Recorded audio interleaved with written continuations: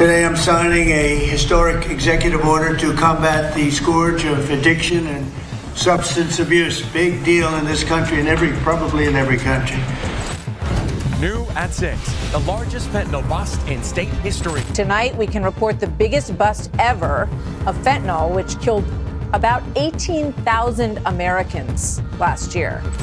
The concept of diplomatic immunity was never intended to be a license for a narcotics empire.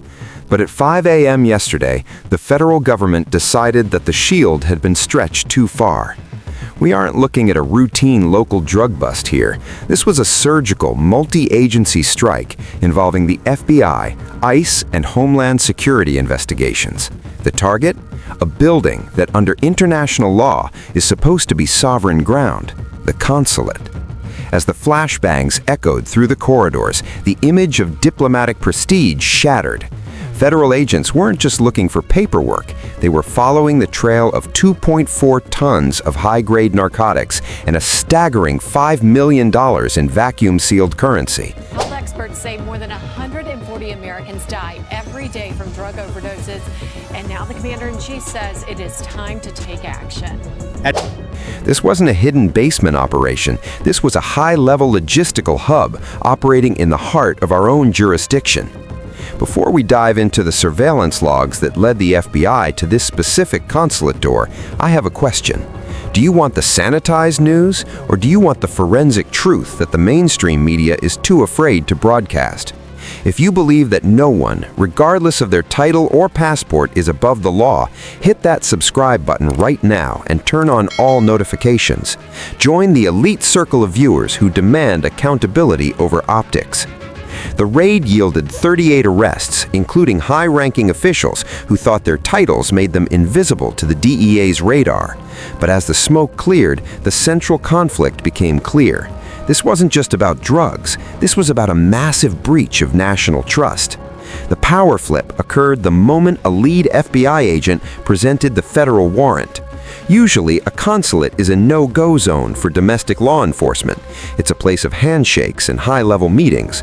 But the moment federal prosecutors convinced a judge that this building was being used as a distribution center for the fentanyl crisis, the diplomatic shield turned into a legal trap. The reversal was instant. These officials expected to be met with protocol and bureaucracy. Instead, they were met with zip ties and federal indictments. You know, this fentanyl, that's a historic amount of fentanyl. Think of how many Americans could be killed by that. Fentanyl's already killing so many Americans every single day as part of this opioid crisis. The very people who spent their days discussing international cooperation were caught on camera overseeing a covert supply chain that was fueling the very crisis they publicly condemned. When the guest of honor becomes defendant number one, the entire geopolitical landscape shifts. To call this a lapse of judgment is like calling a hurricane a breeze. This was an architecture of corruption.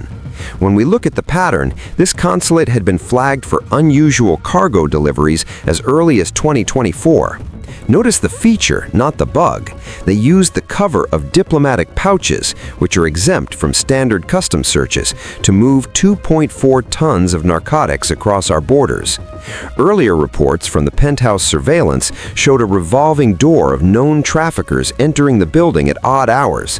While the public was told these were cultural exchange meetings, the receipts showed they were actually pricing out delivery routes. It wasn't an accident that 38 officials were involved. It was a coordinated top-down strategy to monetize a diplomatic post. President Trump taking the fight to the cartels. Back in January, he signed an executive order designating them as foreign terrorist organizations. Think about the level of audacity required to run a drug hub out of a consulate. If that kind of institutional betrayal makes you realize why we need independent media more than ever, show your support by hitting the like button. It tells the algorithm that this community values the hard facts over the official narrative. Let's get this video to 20,000 likes for the 2.4 tons of evidence they tried to hide. Let's look at the undeniable contradictions. We have the public statements from the Consulate's director from 6 months ago, where he claimed his mission was to strengthen the bond between our nations and eliminate illicit trade. Now, contrast that with the FBI seizure of $5 million in cash stashed in his private office safe. The receipts don't lie. Federal investigators found ledger books, actual physical books, detailing the kickbacks paid to each of the 38 arrested officials. The most devastating part? These officials were using government-issued vehicles to transport the product, assuming that a local police officer would never dare to pull over a car with those specific plates. They weren't just breaking the law, they were mocking it. Why did they think they could get away with this?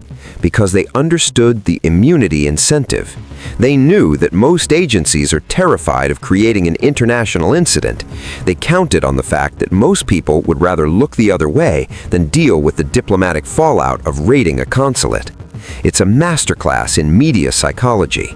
They portrayed themselves as vulnerable representatives in a foreign land to gain sympathy and deflect suspicion. They fell into the identity trap, assuming that if anyone questioned their operations, they could simply label it as bias. But as the FBI proved, bias isn't what puts 2.4 tons of fentanyl on the table. Evidence does. We're entering the final, most revealing part of this investigation. If you've stayed with me this long, it's because you know that the official story is usually just the surface. Subscribe right now to ensure you're the first to see our upcoming deep dive into the shell companies that laundered that $5 million. Join the 500,000 truth seekers who are changing the way we watch the news. This isn't just about one raid. This is a symptom of a systemic gray zone in international relations. When we allow sovereign territory within our own borders to operate without transparency, we create a vacuum that organized crime will always fill. The bigger picture is about media literacy. We have to stop assuming that a title or a flag equals integrity. We're seeing a global rise in state-sponsored trafficking, where a government official and a cartel boss are increasingly blurred. This raid should be the catalyst for a total reevaluation of how we handle diplomatic privileges in the 21st century. As the 38 officials are processed through the federal system, the consulate remains silent. The $5 million is now government property, and the 2.4 tons of drugs will never reach our streets. The raid began as a shock to the system, but it ends as a resolution. Immunity has its limits. The mask of diplomacy has slipped, and underneath, we found the same old story of greed and exploitation. The secret zone is secret no more. At what point does a diplomatic office lose its right to immunity? I want to see your most thoughtful takes in the comments below.